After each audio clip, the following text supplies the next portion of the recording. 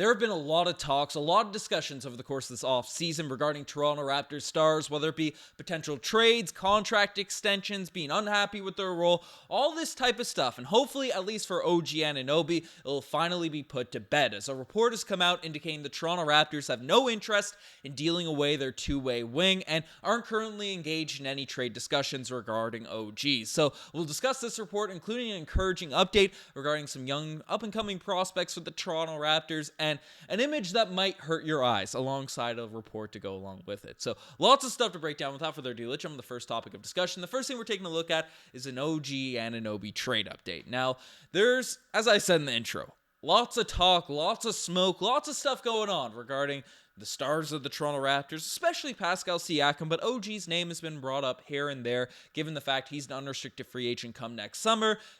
Extensions could be in play for him. Likely he's going to get his max, according to Michael Grange and all this type of stuff. But, we've heard some chatter, especially from Knicks fans, thinking, they'll be able to land OG.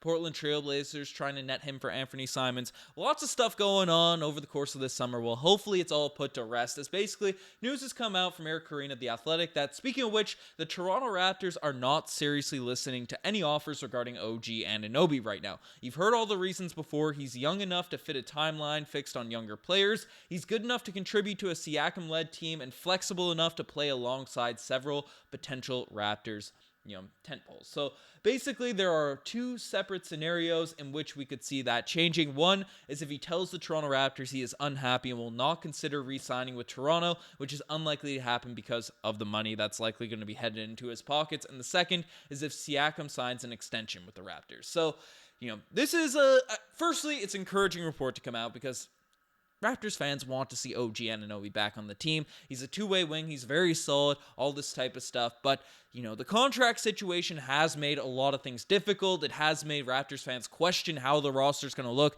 this upcoming season next year. We don't want to see players leave for nothing. And apparently, Toronto is committed to at least OG Anunoby and building a future around him. Now, what this means, what this implications are for Pascal Siakam, we've talked about this before because it's difficult to really have all these contracts around big money guys that are going to be up for contracts in the coming seasons, whether it be Jakob Poeltl, who's currently on your roster, Gary Trent Jr., who's likely getting an extension, OG if you're keeping him, right? Scotty Barnes you have to look at into the future as well. So Pascal Siakam or OG Anunoby, some people are saying it's one or the other, and that was the sort of discourse that was happening a bunch over this past week, and it seems like the Toronto Raptors are committed to OG Anunoby, and talks have really derailed. Nothing has really been substantive in terms of a deal getting done for Pascal Siakam at this point. So we'll see what happens with OG Anunoby's sort of future, and Eric Koreen did put it pretty bluntly, like OG Anunoby definitely wants a bigger role in the offense.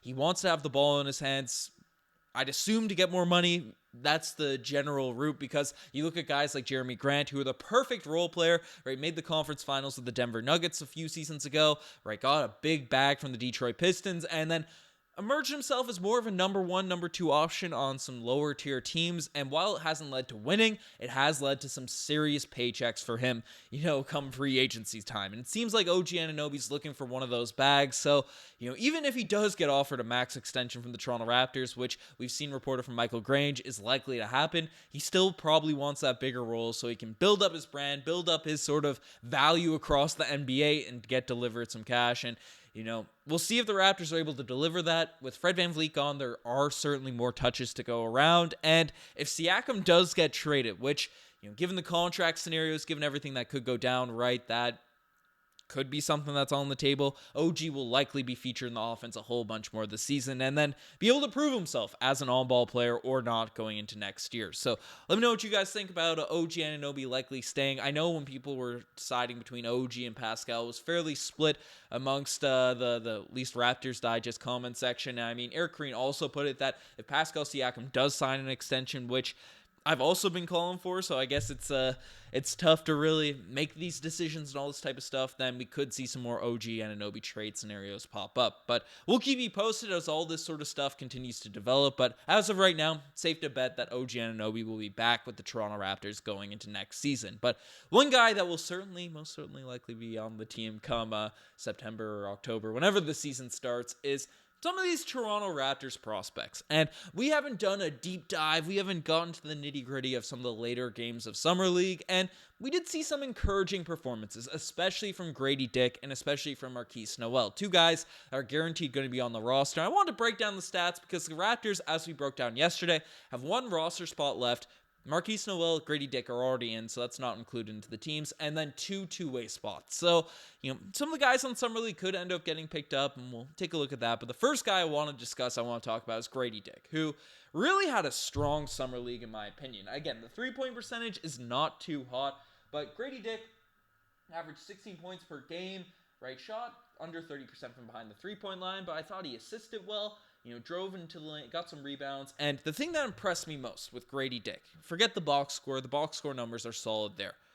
He was able to catch the ball and not just hoist up threes like Matt Thomas. If the defender closes out quickly, he's not going to be able to get a shot up. That's not who Grady Dick is, and he proved that in Summer League. He's going to be a guy that's not going to be Jamal Crawford crossing people up at the wing position, but he has a tight enough handle to where he can get to his spots, in the mid-range, shoot over some people, have a couple go moves to get around that first defender, and his release is quick enough and smooth enough to where he'll be able to hit some pulls. And it's not perfect by any means, but his driving game definitely surprised me from the highlights we saw compared to college and all that. He seems to have a good base, good core strength when he's getting hit a little bit in the lane. Some of the finishes up top, he did sell a few of those layups in the lanes, but there are a lot of great finishes there as well. So the fact that he has that sort of presence of body to drive in, it's something you see with a lot of shooters, right? It's why they can't finish that well. Terrence Ross was a prime example of this on the Toronto Raptors. DeMarre Carroll, right? Some of these guys, Joe Wieskamp just from last season, but they're really strong three-point shooters. When they drive in, they're a little bit out of control. Their touch around the rim isn't great. The touch you can improve, all that sort of stuff, right? Norman Powell had a horrific touch in his early career with the Toronto Raptors, but always had the sort of body control to get in the lane and get the right takes. The touch came along as his career sort of evolved and he developed his game. And I think Grady Dick is in a very similar position. He doesn't have the insane vertical. He did catch a couple dunks. He did catch a couple lobs, in his Summer League sort of short stint, but doesn't have the explosiveness of a Norman Powell for sure, but has that similar just athleticism in terms of when he's driving into the lane, doesn't look completely out of control. The same way a guy like T. Ross, who could definitely dunk way better than a Grady Dick, but, finishing layups and different takes around the rim wasn't really his specialty, definitely more so than DeMarre Carroll. So that's huge when you're a guy that's pegged as sort of a three-point shooter coming into the league. The fact that you'll be able to create for yourself a little bit off the dribble. So teams just can't run you off the line, and then you're basically useless when they run that strategy on you. So very encouraged with what I've seen from Grady Dick. The three-point percentage, I've said it consistently, that'll bounce back up as the season comes along. He was regarded as the best shooter coming into the NBA from the NBA draft, not of all time, just from this class. So I think those numbers will progress to the mean a little bit, but definitely encouraged with what I saw from Grady Dick. And it's nice to see the Toronto Raptors have a crop of prospects that, could potentially get opportunities, right? The Raptors built a championship roster off, win now sort of roster with DeMar DeRozan, Kyle Lowry. I guess DeMar Carroll was paid like a win now guy. Jonas Valanciunas, that core group were established vets that came in, won them some games, and while that team was building, they developed guys like Norman Powell, DeLon Wright, Pascal Siakam, Fred VanVleet, Jakob Poeltl. They developed this younger group alongside the established vets, the established players. And the Toronto Raptors can get back to that, have a nice development group, nice prospects coming in. That is huge. And Grady Dick will certainly be a part of it. And Marquise Noel proved that he can be as well. So Wieskamp was the second lead scorer, but he's basically out of the mix. And his last game sort of skewed that point per game average. But Marquise Noel, 12 points per game, 7 assists.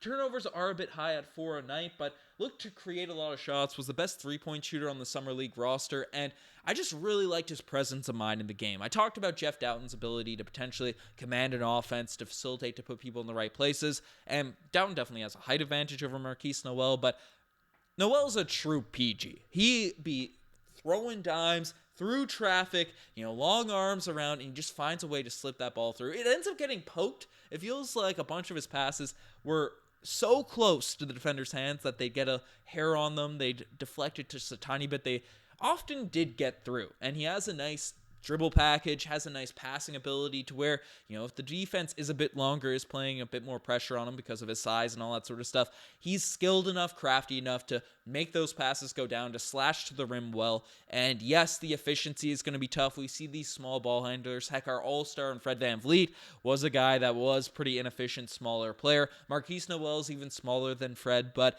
the efficiency I don't ever think will be insanely remarkable for Marquise Noel if he carves out a niche on this Raptors squad, but the fact that he can facilitate, he can play make, he can create shots for himself, and looked pretty solid on the defensive end, that's encouraging.